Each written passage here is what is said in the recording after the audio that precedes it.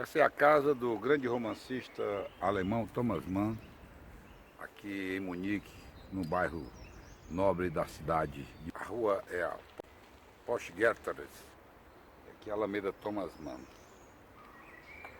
Thomas Mann, filho de Júlia Mann, uma brasileira, Júlia da Silva, o nome dela, nascida em Paraty, ela que o incentivou de fato para ser um escritor, ela que fazia saraus em sua casa, aqui em Munique, ela que frequentava os meios literários, introduziu tanto Thomas Mann quanto o seu irmão na literatura.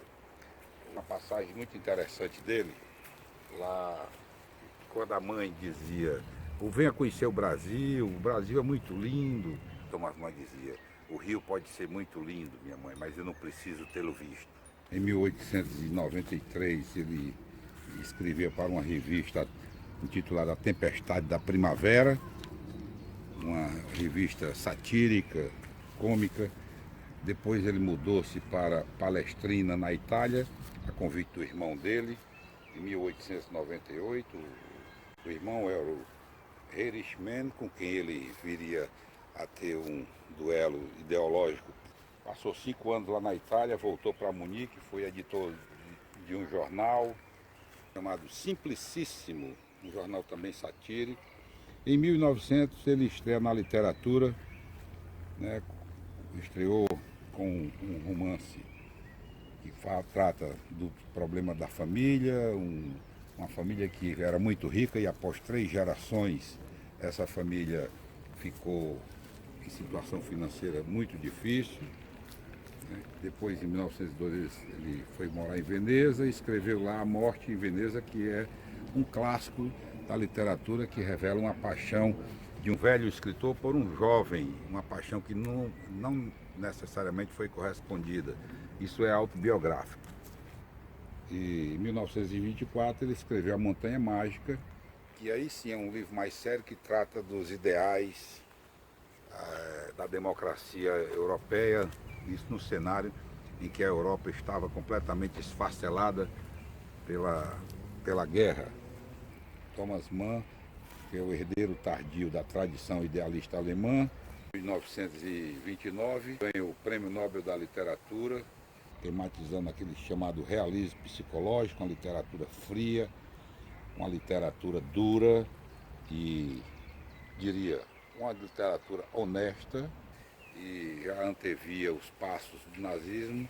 Em 1933, com a subida de Hitler ao poder, ele se exila na Suíça. E em 1936 a família foi muito perseguida, todos os membros da família Mann perderam a nacionalidade, foram proscritos, todos os bens da família, inclusive essa casa, foram confiscados pelo regime nazista. E Thomas Mann foi para os Estados Unidos, um país em que ele dizia que é uma civilização, um país belo, um povo civilizado, mas um povo muito infantil. E lá nos Estados Unidos, Thomas Mann foi bem acolhido, foi muito bem recebido pela Agnes Meyer. Essa senhora era esposa do dono do jornal Washington Post, foi ela que fez a primeira entrevista com Thomas Mann, que repercutiu bastante. Sua posição antinazista ficou muito clara. Ela simplesmente abriu as portas para o Thomas Mann, conseguiu para ele uma vaga de professor na Universidade de Princeton, cerca de 1 hora de carro de Nova York. E nessa universidade ele não tinha tantas obrigações, porque na verdade aquilo era um emprego para ele conseguir se manter vivendo condignamente nos Estados Unidos. Ela introduziu o Thomas Mann na alta sociedade, na imprensa, e apresentou a Franklin Delano Roosevelt. Foi Franklin Delano Roosevelt que deu a nacionalidade americana do Thomas Mann. Ele nasceu em 1875 e morreu em 1955. Foi sepultado em Reichenberg, em Zurique, na Suíça, onde jaz Thomas Mann. Termina aqui esse documentário com a produção da minha mulher Rossana. O que interessa aqui é a boa vontade de fazer o percurso no rastro dos autores universais.